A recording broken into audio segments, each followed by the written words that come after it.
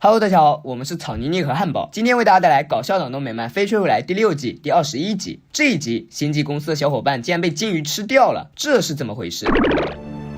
一大早，教授就唉声叹气，这不对呀，他竟然没有给大家带来好消息。原来他在等他的第一支快递小队，他们已经消失50年了，但教授一直没有忘记他们。爱看颜色杂志的领航员坎迪，长相怪异的叉车利夫特，典型的奉献者船长塔克，他的口头禅是不成功便成仁。对了，还有约翰，那时候的他还有头发。大家不可思议，没想到约翰会受到欢迎。第一次航行开始，他们要给阿曼德送饼干，塔克与家人告别，飞船成功起飞。可大家的关注点却还是约翰，他怎么交上朋友的？只能说今非昔比，一切都很顺利。直到阿曼德的姑母打来电话，他告诉教授自己的外甥女并没有收到饼干。忍受着拉肚子的痛苦，教授接连数周仰望天空。就在他快要绝望的时候，逃生舱居然回来了，是约翰。他告诉教授，回忆是痛苦的根源，太恐怖了。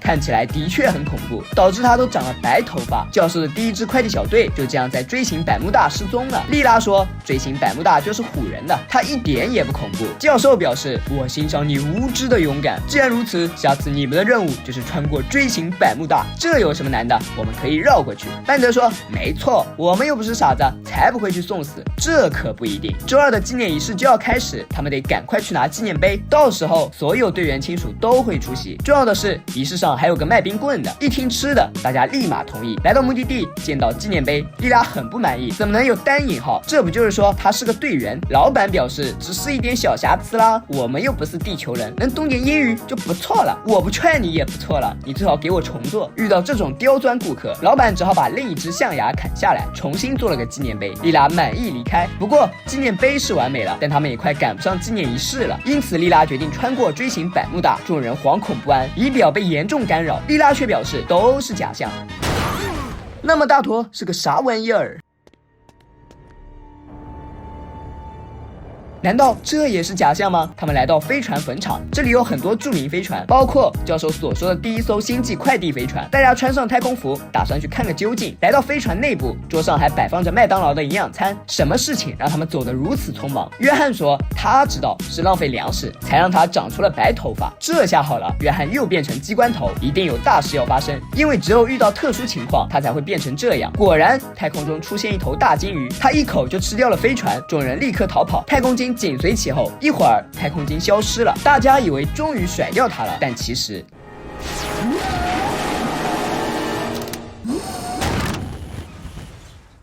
原来它不是普通的太空鲸，是4维空间太空鲸，可以随意出入3维空间，并进行捕猎、呼吸等一系列活动。想要活命，就必须快点回到地球。眼看引擎也被吃掉，紧急时刻，莉拉命令升起太空帆，她要跟随莫比乌拉迪克的脚步。大家议论纷纷。括弧这里解释一下，莫比乌斯迪克是小说《白鲸》里白鲸的名字。里面的船长为了追逐并解决白鲸，最终与白鲸同归于尽。括弧完毕。赫米斯可不想跟太空鲸同归于尽。莉拉表示，在太空，船长就是法律，我甚至可以让你和班德结婚。虽然弗莱不是医生，但他也看出来莉拉是真的有病，难道要让大家白白牺牲？最终所有人还是乖乖听话，按照莉拉的命令升起白帆，开始拯救行动，一切准备就绪。虽然不赞同他的这个决定，但现在大家也没有其他办法。这时班德发现太空鲸他正在换气，此时不查更待何时？因为艾米在非洲插过长颈鹿，所以这个艰巨的任务就交给他了。长颈鹿应该跟太空鲸差不多吧？瞄准时机，艾米准确射中太空鲸。莉拉以为事情就会这么结束了，这太空鲸也不过如此嘛，精彩的还在后面。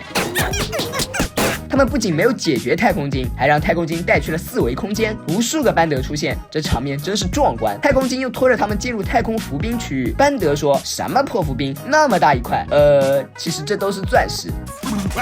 他立马来到瞭望台，准备捞他个几百个，结果钻石没捞到，自己反倒掉下了瞭望台。弗赖表示必须剪断绳子去救班德，莉拉却说不行，要么解决太空鲸，要么领盒饭，这简直太过分了。班德可是公司重要财产。赫米斯和弗赖扑倒莉拉，约翰成功剪断绳子，班德也回到飞船，莉拉暴跳如雷，一群胆小鬼，我一定要解决太空鲸。说完就准备去找新船员。太空鲸满足了他这个愿望，一口就把老船员吃掉了。莉拉冲上去和他拼命，太空鲸无奈，口是心非的女人，既然你这么不舍得，就让你去陪他们吧。最后又只有约翰一个人坐着太空舱回到公司，和上次一样，他再次长出了白发。听了他的叙述，教授十分担心，但他更担心他的钱。明天纪念仪式就要开始了，如果不拿出纪念碑，亲友们会让他把钱吐出来。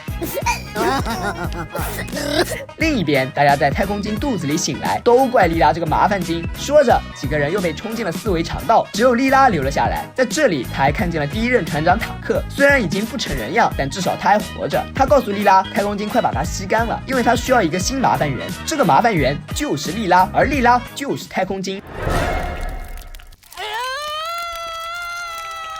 纪念仪式上，亲友们悲伤至极，教授们很高兴能看到他们这么悲伤。不过他更希望各位能捐点钱。对于这样的老板，大家还能说什么呢？只能低头默哀。突然，约翰的机关头再次出现，抬头一看，竟然是太空鲸，头发又被吓出来。不过这次可不是白色，太空鲸不堪重负倒在地上，莉拉从里面走出来，还有纪念碑和塔克。不仅如此，莉拉还救出了很多小伙伴，包括第一支快递小队，他们竟然一点也没有变老，因为太空鲸有类似莫比乌斯的肠子，它能不停地循环时间和空间。最后，为了不让他再祸害苍生，大家把他装进了肚子。约翰和坎迪也再续前缘。其实太空鲸并不是怪物，是那些有执念的人把它变成了怪物。比如莉拉，她一开始一心想要解决掉这头鲸鱼，结果却被鲸吃掉。塔克当初也是这样。追寻百慕大并不恐怖，真正恐怖的是人们内心的执念。当太强的意念变成一种执念，这种执念就足以强大到让莉拉操控太空鲸穿越时空送完快递。为什么会有执念？大概是因为经历了太久的求而不得吧。你越是想要完成那件事，那件事就越完成不了，久而久之就形成了执念。若不能化解，便像一根刺，如鲠在喉。所以很多事还是不要太执着，一切都是最好的安排。可能当你不再执着时，它就会顺其自然的完成。世间所有的执念都只不过是隆冬若水千层冰，复杂敲凿不能移。好了，本期视频就到这里了，喜欢的朋友别忘点赞、评论、加关注。我是曹妮，咱们下期再见，拜拜。